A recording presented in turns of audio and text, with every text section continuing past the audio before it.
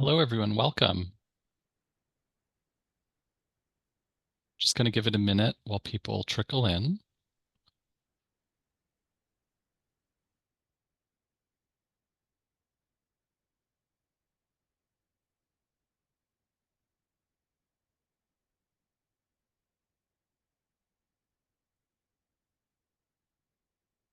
Thank you for joining us this afternoon. We'll just start in maybe another couple moments here.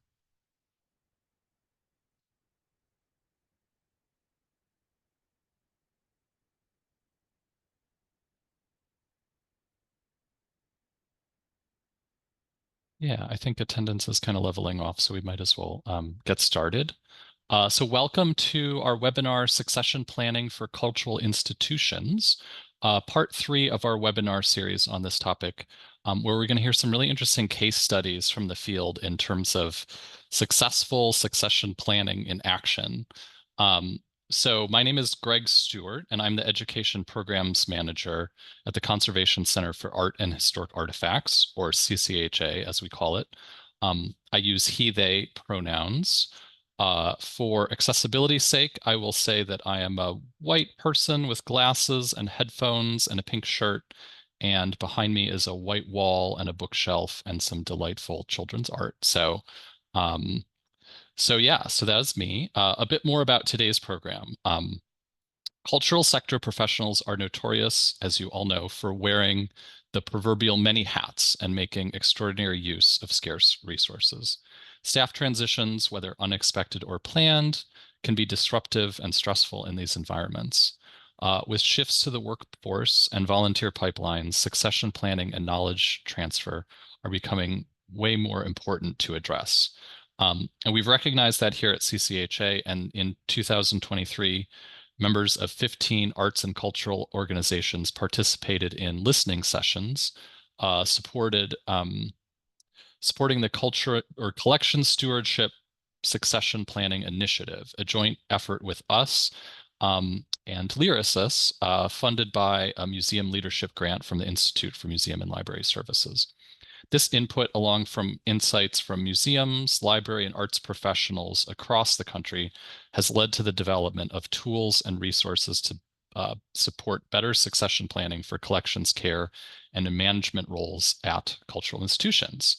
So I'm really excited today to be joined by Catherine Dahoney, President and CEO of Chorus America, Kahina Haynes, Executive Director of the Dance Institute of Washington, and Emily Smith, Executive Director of Philadelphia's Magic Gardens, as they present success stories on their own succession planning journeys at their respective institutions. So as I mentioned, this is part 3 of our series. And if you missed either one of the 2 parts, no big deal. You don't need to have seen those to get a lot out of today's session, but they are also online on our webpage if you want to go back and watch either of those first 2 sessions where we talked about the research we've done, and then some of the tools that we've created. So just some Zoom housekeeping. You will note you are in Zoom webinar, which means that your video and audio are turned off, but you can ask questions or make comments to us in the chat. The program is auto closed captioned in English, and you can turn on subtitles with the little CC button in the Zoom toolbar. So we'll have some brief presentations from our speakers, followed by some moderated Q&A from me. And also we have some questions from our consultant and partner in this endeavor from Lyrasis, Tom Clarison. So I'm going to be sort of peppering some of his questions in with my own today.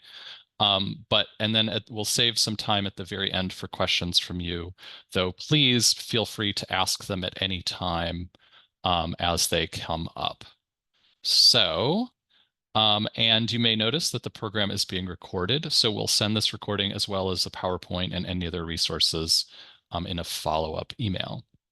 And I do want to make sure to thank the Institute of Museum and Library Services who are helping us make today's program possible.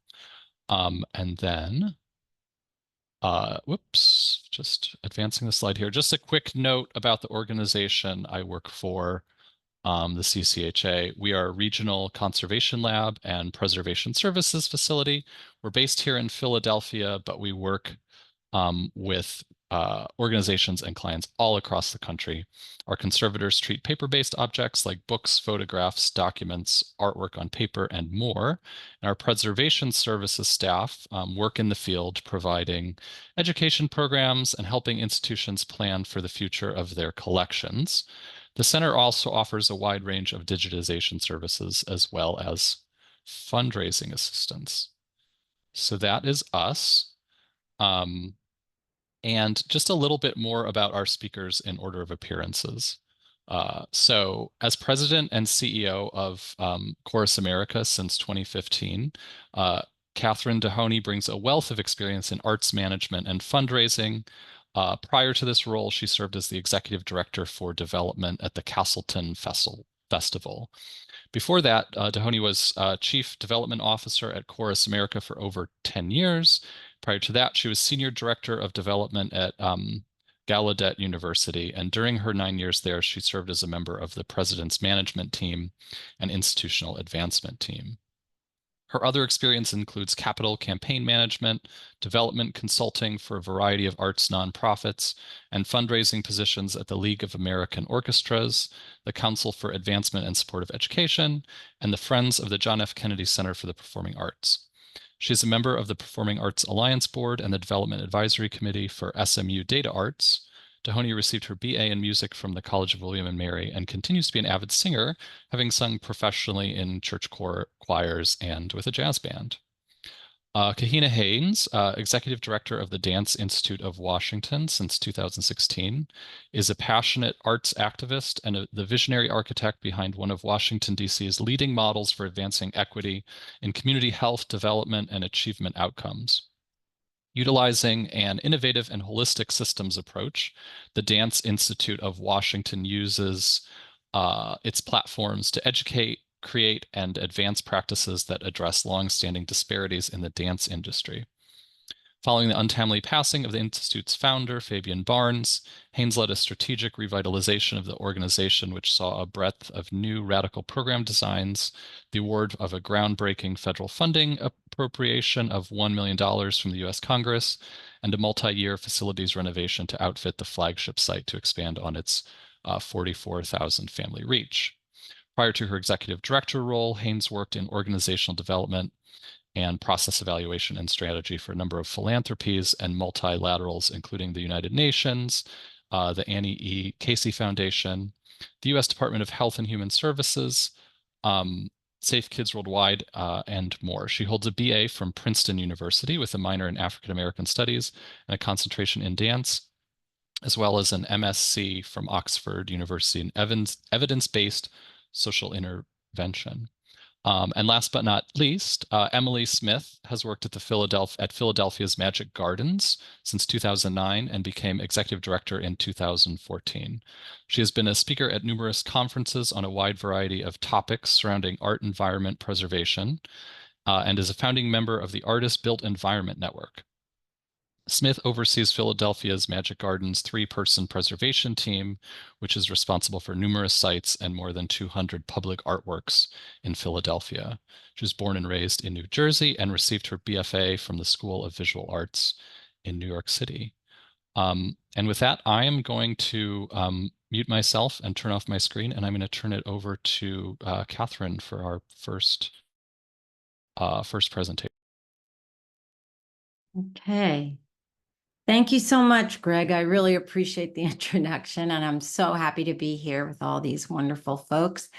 For those of you who don't know, Chorus America is an advocacy, resource, and professional development organization for choruses, primarily community choruses that operate as nonprofits, large symphonic choruses, professional choruses where everyone is fully paid, children and youth programs, special interest choirs, LGBTQ focus, for example, or social justice choirs. There are thousands of choruses in the U.S. We provide, actually, I have a slide with our mission and vision. Greg can advance. Thanks. So we provide advocacy, resources, professional development for the field. So since my case study focuses on me, I want to give you a little more background on myself in terms of position with the organization. I started in 2000 as the development director at a time when the organization was in trouble. And I was lucky enough to work with a fantastic president, Ann Meyer Baker. And over a good part of 14 years, the organization changed a lot. It's very strong. It's doing great stuff. We're very proud of it. And then in 2015, I came back as the president and CEO. So I've been affiliated with the organization a very long time, and through a lot of change. So in 2020, prior to 2020, really, the organization didn't have any succession planning. And I know that's not unusual. And so thank you so much to Lyrasis and Tom Clarison and Greg and everyone for working on changing that situation. But in 2020, my executive committee requested that I create a succession plan. In case of an immediate departure, since there really, I have been with the organization a long time, and we didn't have any such thing. So, and if you'll remember, that was COVID. And for the choral music field, it was particularly, we were struck particularly hard during the pandemic. As a matter of fact, choral singing became identified as one of the big dangers of spreading the virus. So we became the poster children for viral spread. You can imagine I was looking pretty stressed at the time. Maybe that's what led the executive committee to saying, we better have a succession plan. But at any rate, what I ended up was getting a template from a colleague out there in the field for something that really was more of an immediate, internally focused succession planning. Looking at if there were to be an immediate transition of some kind, making sure the organization had thought through what might happen. So it was pretty simple. It consisted of a grid that looked at internal candidates, the senior staff, and those coming up behind, and what would be required for them to be in a senior management position or executive leadership management position in how many years, if that makes sense. And then I also compiled resources on searches, on where to post job descriptions, on potential candidates, that sort of thing. So Greg, could you show that slide, the next one? So this is basically what that looks like. Obviously not filled in, but it was a very simple grid about for my senior staff and who is the incumbent in those positions. Are they ready now to take on the executive leadership role? And then who on the team with some more professional development might be ready in a certain number of years. And then below that, these are just examples of the kind of resources I collected for the organization. And then in 2023, we talked about it more and realized we had the luxury of putting together a more comprehensive succession plan. So this time, the executive committee asked for something more comprehensive, along with my best thoughts about my own time horizon. This is quite a luxury, and it becomes something more like components of an evergreen planning document. What questions should the organization be asking itself all the time? To make sure that it is positioned for successions, not just the executive director, but also senior leadership in other roles, such as finance and operations. And then practical templates and tools to implement a succession plan and a search. So I found a resource, and again, apologies to Tom and the gang that I didn't know all the wonderful work that was being put together. So I found a resource in a very strange place. It actually is the Federal Reserve Bank, and I'm happy to post this link. of Kansas City, Oklahoma City, Denver, created a toolkit for nonprofits. And this was on succession planning. And this became my model to use because it had everything I was looking for. It had evergreen questions that the board should be asking itself periodically about being in the position to implement a successful succession. It also had the tactical. Yeah, it's crazy that this is out there, but I found it very helpful. And I have been in enough situations where I am coaching chorus boards and others on searches and as well as founder transitions, that I know this is a pivotal moment when there's a change of leadership. It has to be handled carefully. It has to be handled with a lot of thought and care, and don't take anything for granted because that's when things can go awry. So I was happy to have this opportunity to do it. And then, and I'll show you the components in just a second. But in 2024, as I was looking at the organization and my own personal situation, I realized this was a good time for me to be planning my departure. So I revised this plan with a 6-month horizon because I'm lucky enough that this is more like stepping away, retirement, going into a new phase than it is immediate need for a plan in less time. So my last day is technically October 31st. It's turned into more like a 6 to 7 month timeline. But it is on track. We're going to be doing our finalist reviews last week of August, and with the hope that a new person will be able to come in as the CEO in early October, and we'll have a few weeks of transition. So Greg, if you could show this next slide. Great.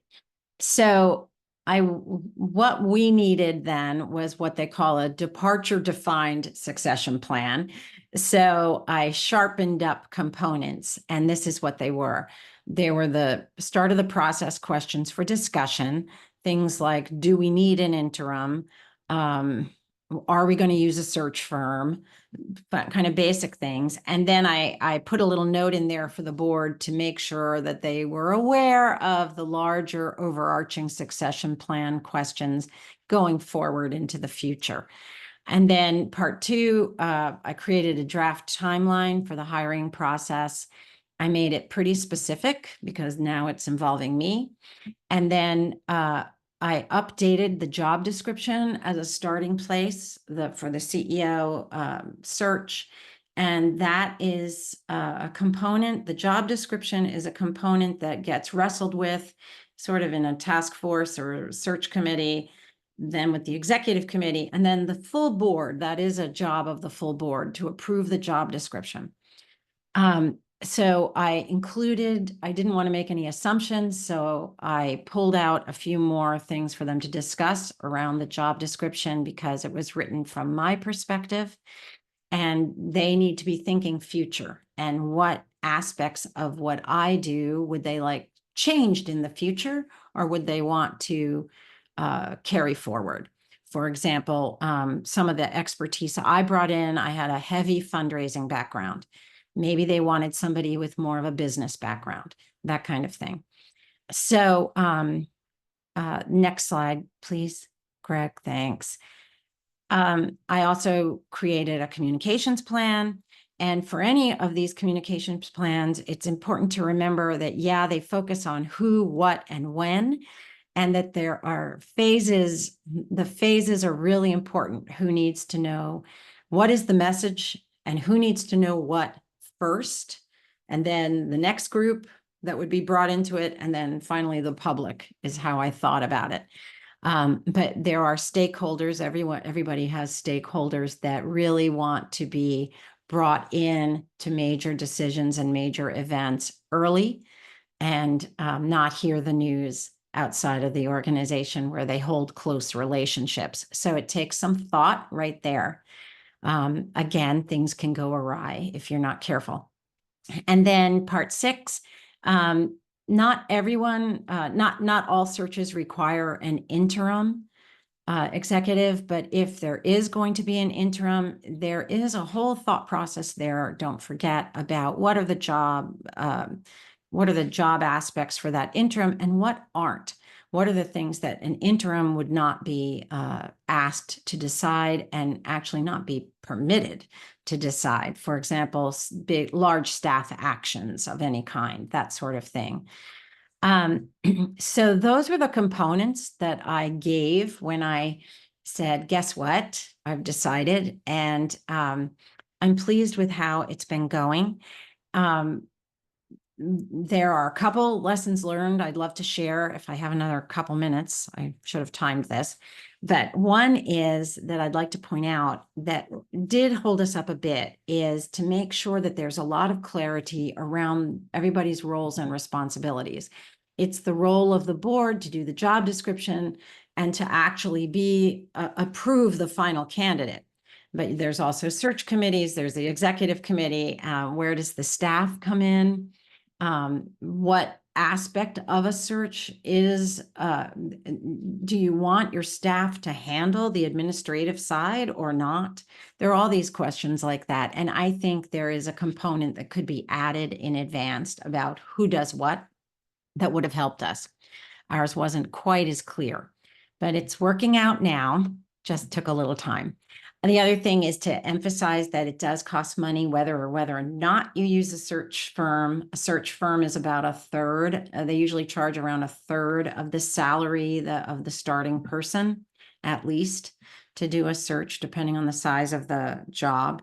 But without a search company, there are costs and that to think about. Even posting jobs costs some money, but travel for candidates, that sort of thing. 6 months is barely enough time for a senior role. And I'll tell you more about that later, but we're just going to make it if everything goes well, even though I was trying to give flexibility. And I think later on, Greg is going to ask some questions with the panelists, and we'll get to talk about new models that are out there and how to consider new models of leadership in terms of shared leadership, either co-leadership with 2 or more in an executive role. So, so that is my brief overview.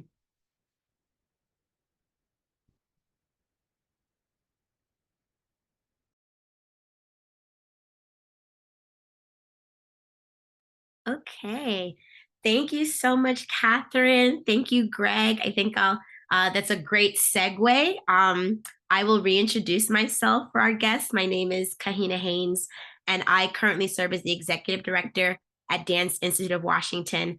And for the next few minutes, kind of the sequence I'd like to go over as I talk about succession planning and our unique experience, I'll start off by showing a brief video that just kind of captures our organization, what we do, our mission. I think that's important as I speak to, again, the specific experience. You kind of get a sense of what needed to be considered as we went through succession planning. And then I'll talk through the kind of narrative storytelling style, what we went through, and I hope to reference both theoretical aspects of succession planning as well as actual real-time things that happen. So a great kind of piggybacking off of Catherine's presentation. So with that, we'll start with the video.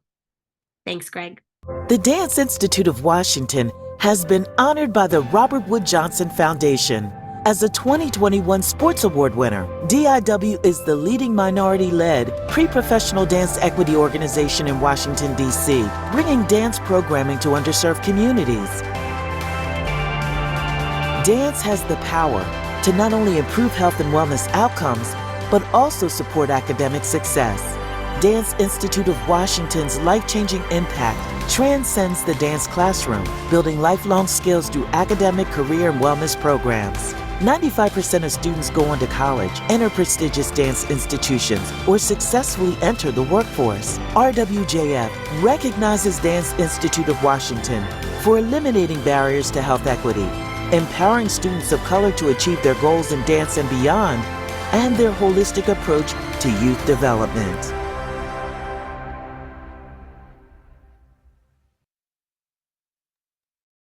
Great. Thanks so much. So I'll start off by saying it is really a privilege and kind of unexpected to be speaking on behalf of this organization today, because less than 10 years ago, we actually faced an unexpected succession planning crisis, if you will. Dance Institute of Washington was founded in 1987 by the late Fabian Barnes. And he had been the artistic director and founder for over 20 years, had seen the organization from its inception all the way to its sort of expansion in the state-of-the-art facility that it's currently in over in Columbia Heights, Washington, D.C. And the organization was really on a trajectory to grow and evolve when unexpectedly, unfortunately, the founder passed away in 2016. And as you might imagine, this came as an emotional as well as organizational blow to DIW. It is an experience that will probably stick with me and the other members of the organization as well as our community, probably for the rest of our lives. Because when we think about, even in the term succession planning, is that word plan, right? And the way we hear about it, the way we talk about it, it's always as though we have the time and we know what's coming, we know what to expect. But in many cases, and DIW is just one of them, that may not be the plan. That may not be how things play out. And so I like to talk about our experience because you never know. And in the event that you don't have the opportunity to have a plan, I like to give some examples of how preparation and other elements that DIW had really solidified can position you to be successful and navigate an unexpected transition successfully. So I'll talk a bit about what exactly happened. Again, 2016, we discovered and were informed about the untimely passing of the founder. At that point, and I'll be very candid, we had no plan in place. So our next and immediate steps following being informed were to just pause. We paused all activity. We paused programming. We just knew we needed to take time to figure out what we would do.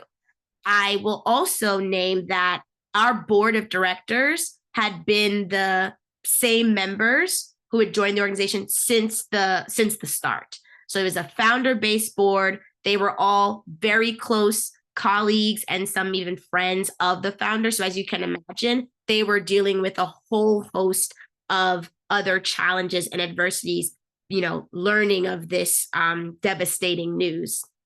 And so they were not in any position to even think about a plan. That was the last thing on their mind. And then in addition to that, the organization at the time was very flat. And so all of the staffing pretty much was programmatic. I would say about 90% of our staffing structure was programmed. So teachers, dance teachers, educators, program managers. When you think of sort of the resourcing and infrastructure of a nonprofit and those departments, we didn't really have full-time staff back in 2016. So we had a long road ahead of us, is essentially what I'm trying to convey. And we get this question oftentimes, how did we make it, right? We were really kind of it's been described by some of our partners historically as we were kind of on our deathbed. Most people thought we were going to go belly up or be sunsetting. They really did not see a path forward, realistically, given the fragility of the organization and without, again, any plan. But the reality is we did make it. We did survive and we're still here today. So the question is, how are we able to do that with the absence of those sort of key elements? And I'll break kind of that how into a few bullet points. And I'll kind of speak to theory versus, again, actuality. The first bullet point that I want to really underscore is the importance of culture. And we have a saying at DIW, which is culture eats planning for breakfast. You'll hear us talk about that a lot. And what does that mean? It means that when, again, if all things go as planned, executing plans and following plans is amazing. And that works, and everyone knows what to do and where to go and how to do it. When you don't have a plan, though, when there is no manual or there's no kind of script to follow, what we've learned and what we've seen time and time again is human beings will default to culture, right? And practice and behavior and habit.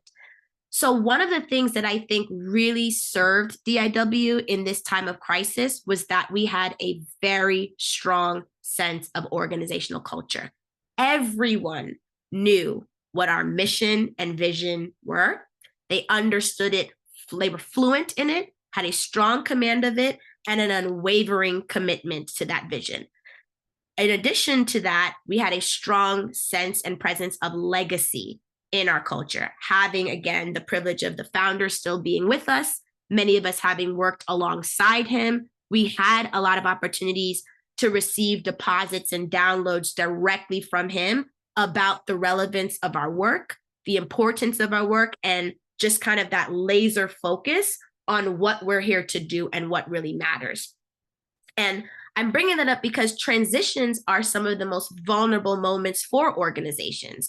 So again, even when you have plans, you will see culture inevitably creep in as more of an influencer on what people do and how they do it. So having everyone grounded and on the same page in DIW's experience eliminated some of those typical threats, if you will, of like confusion, maybe difference of opinion of how to move forward and what to do. We had this sort of surprising alignment and almost unanimity because we were all on the same page about these cultural elements and our values. So if you're an organization that maybe, again, like you're maybe smaller nonprofit, you're really still focused on the day-to-day and maybe don't have the time and headspace or the bandwidth to develop a plan, I would encourage you to really concentrate on your culture.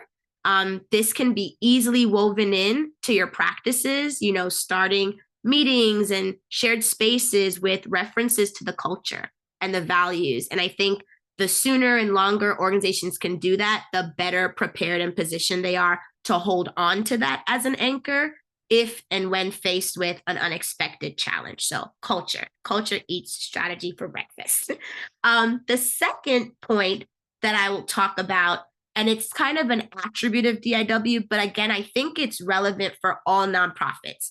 So thinking of navigating an experience like that, I think for the Dance Institute of Washington, we didn't look at navigating our late founder's transition. We didn't really look at it as sort of steps to follow. We looked at it as a problem to be solved. And I think that that's important because when you frame the action ahead as a problem to be solved, I think it creates more of a comfort and even more of a tolerance for agility, iteration, change, innovation, all those things. Essentially, what I'm saying is you may have to deviate. There will be pivots. It has to be fluid. How you're coming up with the plan that you come up with and what you do will inevitably encounter new information, new events that require you to change. And I think that, again, thinking of a problem to be solved introduces to the space that type of fluidity and that type of flexibility. And that is, I think, essential for navigating unexpected transitions and even expected transitions, because again, undoubtedly, you'll encounter new information. So while it's great to really be fluent and understand the plan, I think it's just as important to have the agility and really practice the muscle memory of adaptability for organizations. So if and when the plan changes or needs to change, how prepared is the organization to adapt to those changes? In the case of DIW, we saw this with our program model. So whilst we had very strong culture, very strong understanding of our mission and vision, the delivery on that was kind of in flux when our founder passed away, right? And so that created some serious challenges, as you might imagine, around like our development and fundraising, our finances, that's the core of what we do. And that really wasn't the details of it, the execution and implementation of it wasn't really clear. And so we were going to have to make some changes. We were going to have to overlay now a new, clearer structure on our organization's activities. Had there been a strident attachment to that programming as it was understood prior to the founder's passing, I think introducing sort of this process of trying to clarify and streamline and organize the program model would have been very difficult.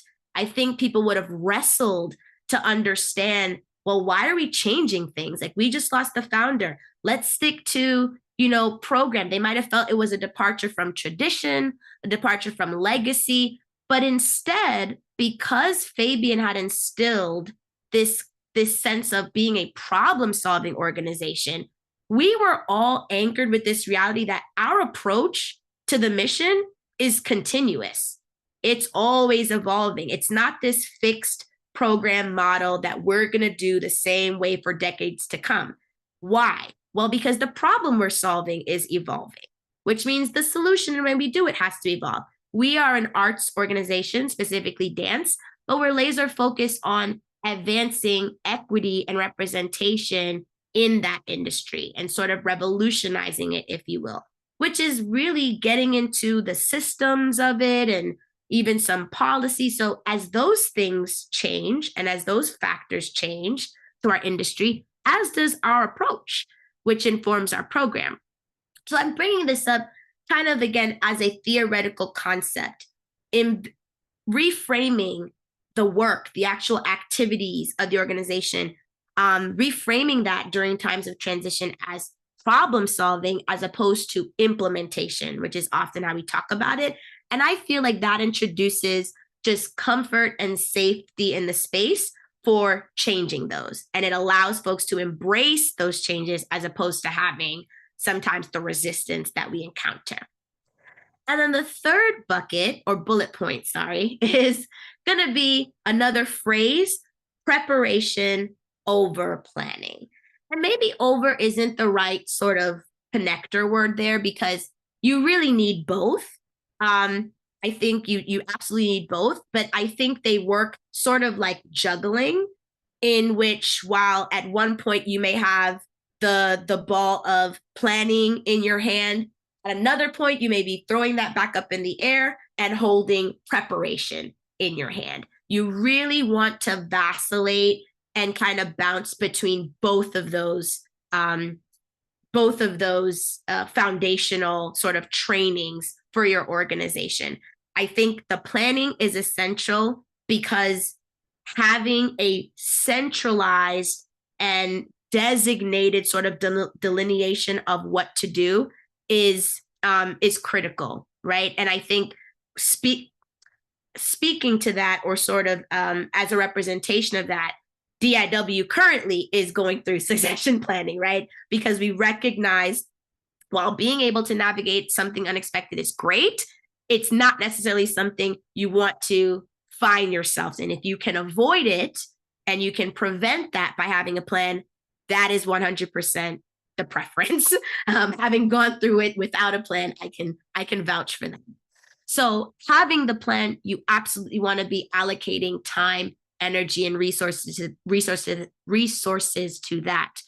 But at the same time, I would offer allocating a good percentage as well to preparation, whether that's preparation with said plan or without said plan. And that looks like actual practice. That looks like case studying, scenario planning, stress testing, just like we do with sort of emergency preparedness, right? You have a written plan as a fire drill, but you also practice it.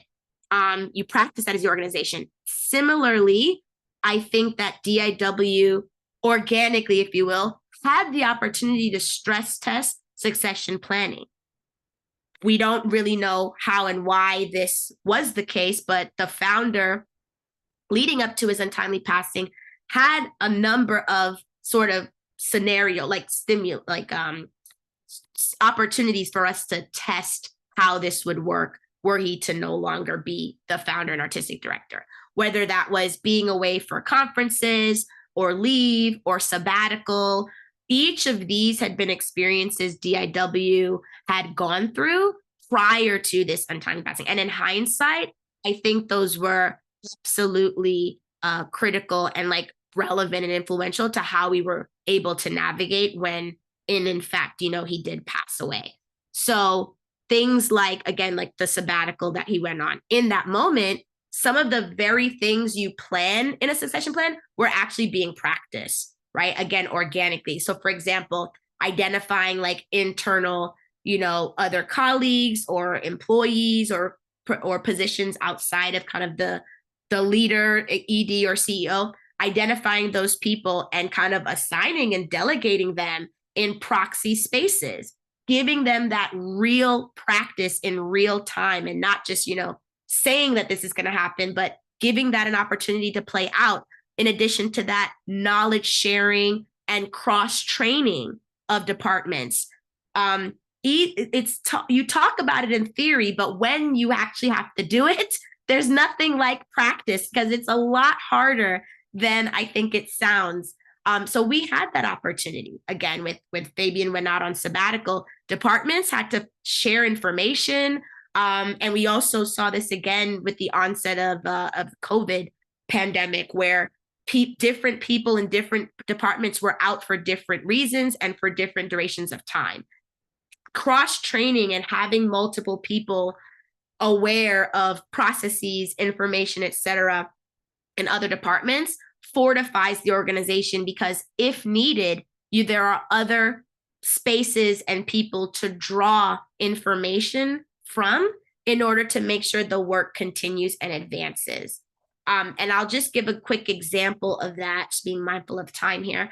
At DW, an example of that is we actually have two different organizational structure documents. We have an org chart, which is kind of a traditional report up structure. And then we have something called a matrix, which really demonstrates and displays graphically or visually all of kind of the interconnectedness of like the workflow. So not just who's reporting to who, but who actually works with who to drive our mission. And happy to kind of send over those templates after, but really helpful in terms of preparing an organization to do that cross-departmental work in the absence of kind of a leader or navigating a transition.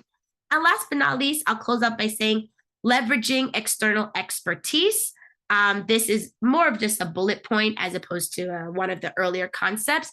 And it's just a matter of in real time, remembering that people are human and organizations are human. So much of this really does default to comfort level, understanding, and again, culture.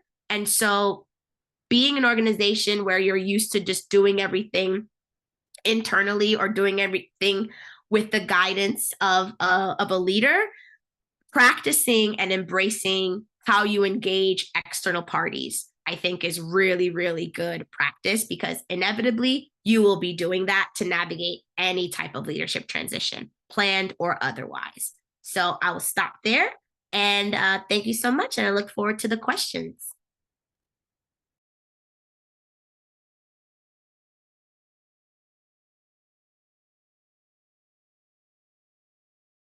Develop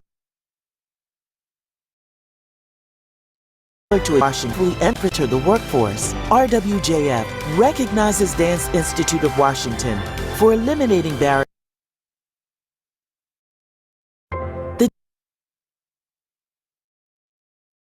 All right. Well, Kahina, I just want to hug you because I feel like so much of my own insomnia all these years has been what you went through. And I think the reason why I'm here is because it hasn't happened to me and I'm the caboose of this train. So it's very fitting. And I really appreciate your story. We need to get a drink someday and really talk that out more, I think. My name is Emily Smith. I'm the executive director of Philadelphia's Magic Gardens. And I think I'm here today because I'm a little different in the way that I am working with a living artist and talking a lot about legacy plan on the day-to-day. And I think that what I've gone through in my career with the Zagar family is really applicable not only just to someone working as a living artist, obviously, but someone who might inherit a collection of work or artifacts, or someone who might be working with a founder of an organization, perhaps, or someone with a strong vision for their organization, or someone who's been in the position for a really long time and might be controlling a lot of things or objects or information. And also I found other people have asked me in personal life, maybe it's your own family members that you might be talking about succession planning with, or inheriting objects, or someone you know that might have an important collection that you want to start protecting. These are really important conversations that I think can actually be really beautiful and positive. And I think particularly in American culture, it's really difficult to talk about. And so I think it's been a very long journey for me and for our organization, but I do think we've had a really positive outcome in the end. So a little bit about the gardens. If you don't know, it's a little bit difficult to describe, but we are a 3,000 square foot art environment right in the heart of Philly here. This is right on 10th and South Street. This is the main site of the organization. There are multiple sites, which I'll get into in a second. Greg, if you go to the next slide, there's a little bit of an interior view. This is inside the courtyard. It is multiple lots, so there's more to this site, but this is the main site. You can see what we're looking at is very eclectic. It's very unique. It's an outdoor space built with many wild objects, and it's all mosaicked inside and out. It is the vision, Greg, if you go to the next slide, of Isaiah and Julia Zagar. Isaiah Zagar is the artist who physically created the site, but Julia Zagar is his wife, and we really need to credit her as well. Though she didn't physically make the work, so much of this space is her vision and her ideas. She's really Isaiah's rock. He's sort of the floating visionary, and she's the woman that gets it all done. So it's really important that we credit both of them. And particularly working with a legacy plan, these two are who I've always been talking to. It's not just Isaiah, it's Julia and Isaiah together, and what their dreams are for the present and the future. So that's been really interesting and important that we include both of these individuals in this story. So Isaiah is 85 now, Julia is 84. When I started, I've been at the Gardens for 15 years. I've been the director for 10. When I started at the Gardens, there was no will, no succession plans, no preservation plan, nothing organized, documented, no access to archival materials. I would say we actually had a little bit more succession planning internally with staffing, but outside of that, nothing. We had no understanding really of what we were even dealing with physically with the mosaics. So we had a lot of work ahead of us. Isaiah, as you can imagine, is he's a very hard worker. He's an obsessive individual. He's an obsessive documentarian. So in a few slides, I'll show you a little bit more of what we're talking about, but he also struggles with mental health issues. So when you first got here, he was very wary to trust anybody or train anybody or work with anyone. Over time, that really started to melt away, and he began to trust us more and more, which I'll also get into. Working with someone who has a very big vision and a very strong personality, I think all of us can relate to that, no matter what field you're living in. And how, when you know that the work is so important and you actually do genuinely want to figure these things out, you do find ways to connect with each other. I love Isaiah very, very much. As difficult as he was, certainly in those early years, everything ended up working out together. And we found our way, particularly because his mental health would have peaks and valleys. So I learned to navigate that with him. And the more we were able to talk with each other, the more we were able to figure it out. But again, we started communicating, which is a big part of all of succession planning, is communicating with one another and being honest. Greg, if you go to the next slide. So we have multiple sites in the Zagar world that are important to the legacy. You can see here 4 and 5 are the Magic Gardens main site. That's the main public site. However, there are numerous other important sites to the Zagar's legacy. When I started here at the Gardens as the director, we were in the main Magic Garden site. However, we didn't own it. So we had owned only the outside portion, but all of the administration and programming, we did not own any of that.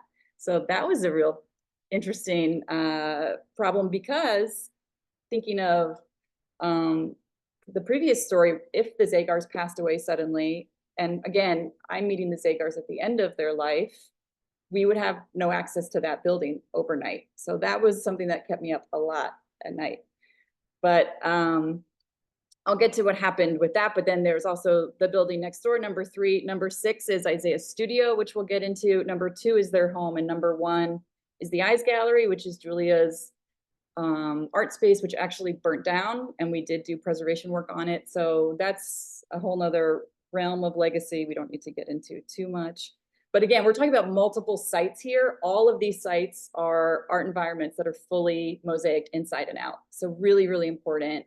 Lots of responsibility, a lot to deal with. We're talking about real estate in an urban setting. Like, we are really dealing with some stuff to work out. Greg, if you go to the next slide. Again, these are just overviews of what I had to inherit. And then this is a shot of a corner of Isaiah's studio space. This is just one corner. So beyond the fact that there's all these numerous buildings, there are also more than 200 public mosaics in Philadelphia, all of them that are really important to the legacy. However, we have no rights to them because they're on public buildings. They're privately owned, but we still navigate that as much as we can and advocate for those public works. But we also have hundreds and hundreds and hundreds of thousands of pieces of individual artworks, photographs, drawings, sketchbooks, mosaics. Everything you could possibly imagine is here in this non-climate controlled building with no organization whatsoever. It's incredible. I love it all, but it is a wild, crazy mess. And what has happened, which has been so beautiful for the end of our story. So when we, like I said, we've been working on this for the past 10 years. And I think we can condense it. Anyone can start. You start at 0, you can get there. I really believe it. And it doesn't have to take 10 years. This is a lot of work, obviously, but working the way that we did slowly with the Zagar family. And I think also thinking about the culture and being so deeply rooted in the culture and caring so much about the mission and the people that were involved in all of these conversations, it does really matter. And I think the Zagars being such a big part of that. We were able to purchase the Magic Gardens main site in 2019, right before the pandemic hit. So that was great. So we had a big mortgage right before we had to shut down, but that was fine. We survived all that. And then we purchased another building from them, the building next door, which was in 2023. We started renting that from the Zagars, and then we purchased. So that's actually the building I'm sitting in now, which we use for residency space, the archive space, and preservation work is in here.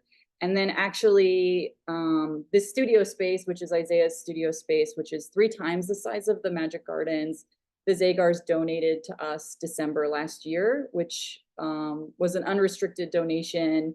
And all of the artwork inside was also donated to us with the stipulation that we work to get it open to the public and preserved in perpetuity. So this was a conversation that started at 0 and has now been to a full donation because of the trust and the love and what we have shown, and how the team has really been built around all of the work that we've done together, showing the Zagars what you have done matters and how we can move it forward so that people can continue to care about it and be inspired by it. So I think people can do this in a smaller way than we did, though. And if you go to the next slide, there's 4 things. I tried to make it really simple. It's a lot that I've learned over the years. And the first thing that you do, if you have inherited or are about to inherit, or you're thinking about these things, or you're coming into a situation where you've walked into a room and there's a bunch of stuff that you're confused about, or you're with a person that you don't understand, the first thing to do is, I'm someone who organizes things. I like to get things tidy pretty quick, but the first thing to do is just stop and listen and observe. You need to just absorb the situation that you've walked into and not judge it for whatever's happened before you. There's a reason why it's happened this way, and you just need to start to learn from whatever is happening and just be absorbing that information and listening. So for us, it was just listening to Isaiah, just listening to Isaiah and Julia, and listening to what's around us and seeing what's going on. From a preservation perspective, that means documenting everything as is. That means not moving things around immediately on day one and organizing things. That means leaving the shelves as they are. You could see those photographs. Those are as is. We weren't trying to clean things up we're still not trying to, and we're 10 years in and we're still barely touching that stuff. So really just leaving things as is and just documenting, taking as many photographs.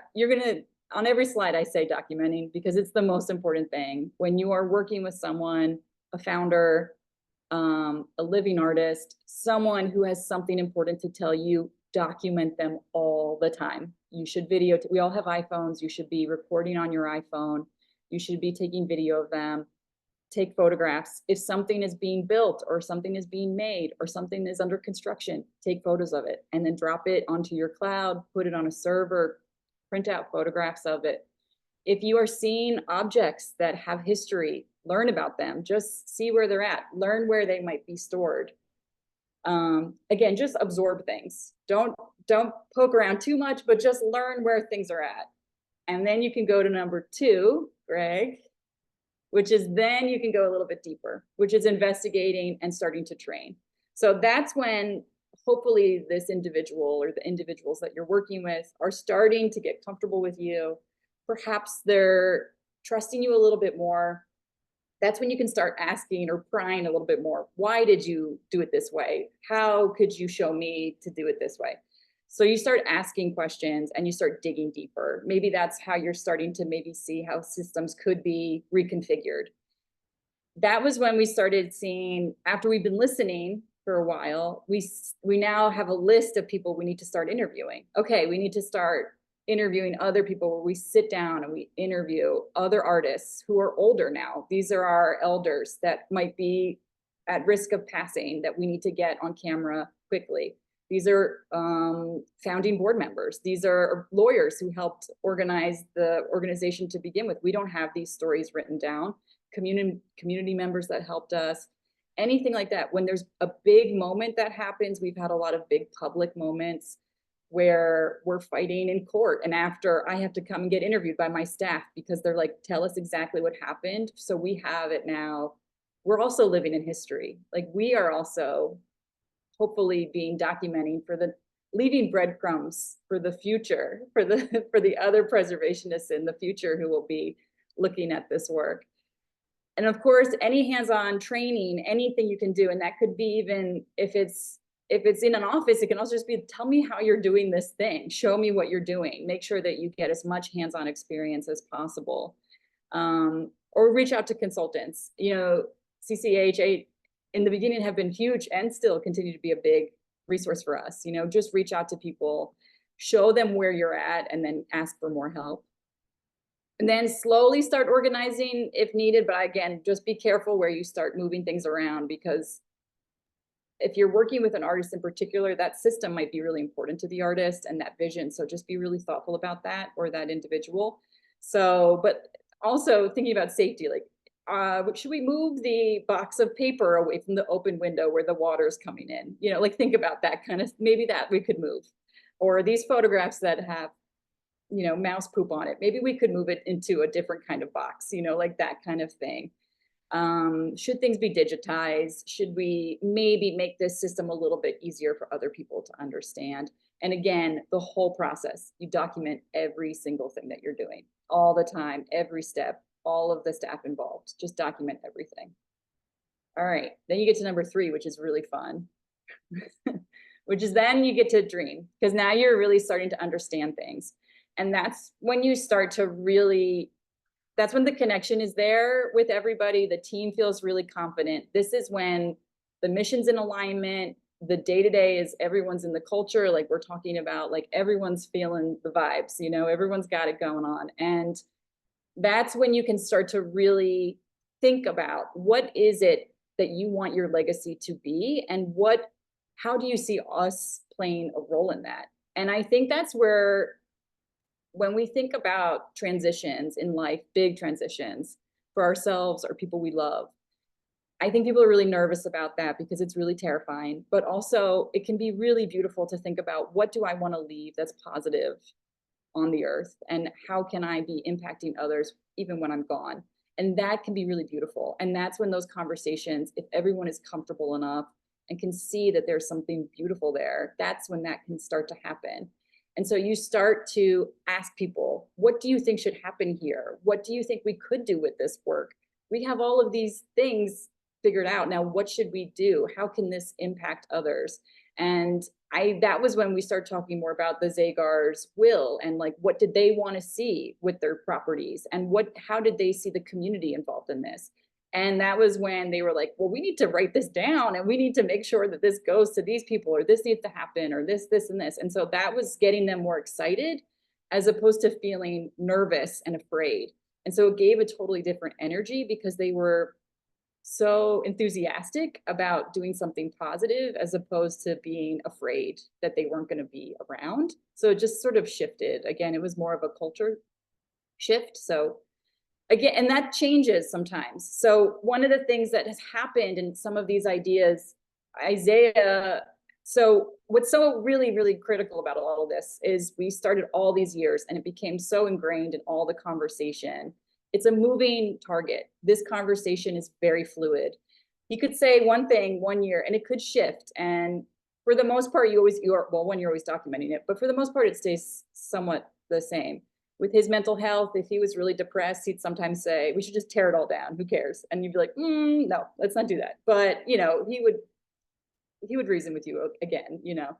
But there's things now that we understand. Isaiah's been diagnosed with Parkinson's disease, which has only happened in the last year. But we understand that Isaiah's had Parkinson's disease for at least 15 years. So that's a neurological, it's a degenerative neurological disease. And we know now all of this work and all of this documentation and all of these conversations are now critical, because he cannot be having those conversations starting fresh today. So all of that is documented in a way that's extremely important now, because he doesn't have the same memory. He's no longer working.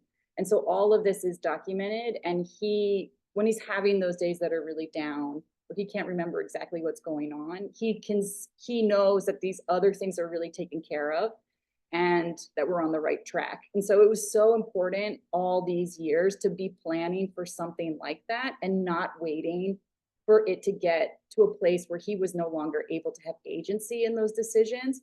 And so we didn't know that it would end up sort of like this, but putting all that work in over time and documenting and being flexible in that conversation was just so critical. Knowing it now, I just feel so much more confident in what we've done. So again, just document everything.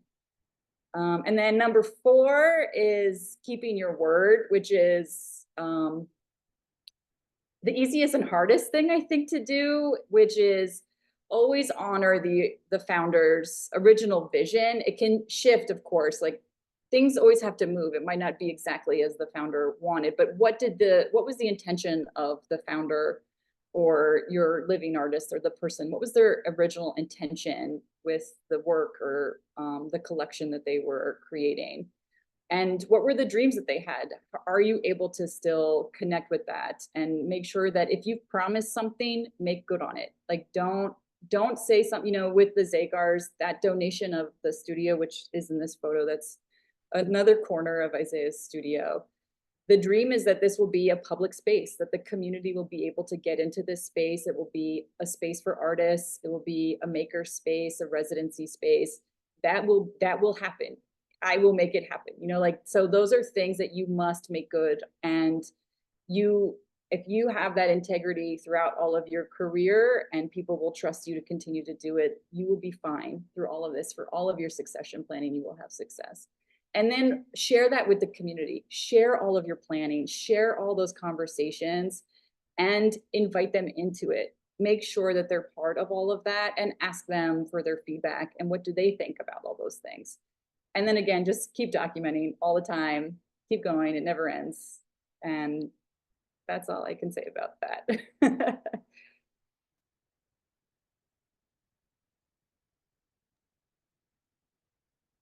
Well, thank you, everyone. That was really amazing. I loved these were such great stories and so insightful, and it's really interesting to see both the commonalities and I think how different everyone's approach has been, and yet has all led to something really beautiful. So I will say, just in the interest of time, we probably won't get to my questions or Tom's, if that's okay. If panelists are still, but I'm so glad that we took the time and didn't rush things, because I think it was really valuable to hear these stories in full. So totally fine. But I do, if everybody's okay with it, I want to make sure that we are able to address any questions from the audience, if there are any. So maybe I'll just put out a little call for that if anybody who's hanging around with us wants to put a question in the chat. I think in the meantime, just as we're waiting to hear for questions, Catherine, since you already kind of set me up a little bit with this, maybe we can get to the question about like shared leadership and shared authority in a succession plan. And I'm wondering if maybe you want to start us off with that, and perhaps if our other panelists want to kind of respond to that a little bit. Yeah, absolutely.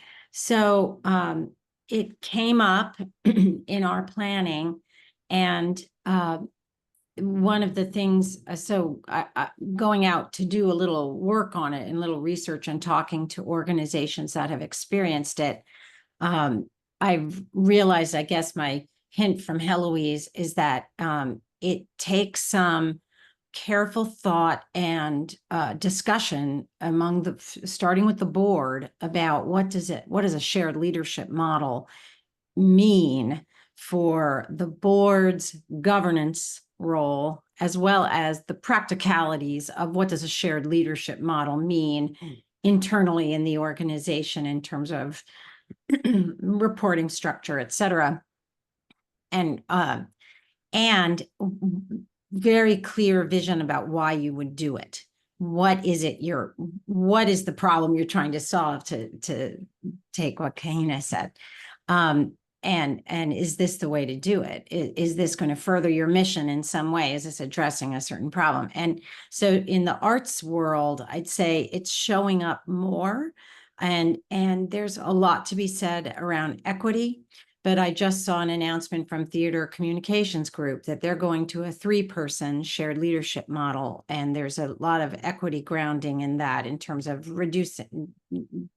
changing hierarchical structures that tend to be associated so heavily with Western white everything. And then I've also, the expertise around Fractured Atlas's experience with it was very helpful, I think, in learning about the implications of taking on a structure like that. Those are 2 examples I have. And then International Blacks in Dance, Kahina, of course, I've been a member of the Performing Arts Alliance, and they have a co-leadership model that seems to be working really well, but those are also fabulous people. They could make anything work.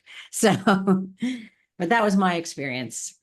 And Chorus America, ultimately, it's not our time for that in this process, but it is something I think everyone needs to be aware of as an option. Thank you. Yeah. Any other thoughts from Kahina or Emily on this kind of shared leadership model. No, I would underscore. I've seen it popping up more, seen it increasing, and I think it's something we do need to be thoughtful about. I think in some of the examples I've seen, not necessarily challenges, but things to anticipate are where again, coming back to the goals of those leadership roles, sometimes there's a healthy tension between those goals, which so that introduces competing priorities, which I don't think is bad, but just ensuring organizations have the support with how to navigate that, whether it's like, again, in the terms of the reporting structure, in terms of decision making, just support and navigating. Because I think it does, like in the arts world, again, you have like a whole art side and a whole, admin and ops oftentimes are two different branches with competing priorities. And those priorities should compete in a healthy way that drive the whole thing forward, or shouldn't maybe compete, but that there's a tension kind of that juggles both of those priorities in different ways. For example, the artistic vision along with like financial stability, right? How expensive is an artistic vision and how sustainable is it? Different questions. And so yeah, just being mindful of how that is navigated, both from the governance of that leadership and also the reporting up to that leadership. I would just really echo that. Thank you.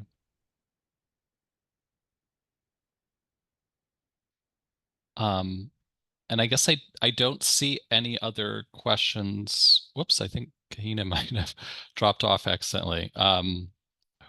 We might be having technical difficulties, but I think that's okay, because I think I don't see any other questions, which is fine. I think everybody is in their absorbing state, I think, to use your term, Emily, which is totally great. And I see that Camilla is sharing more information about the resources that we offer at the CCHA. So thank you, Camilla.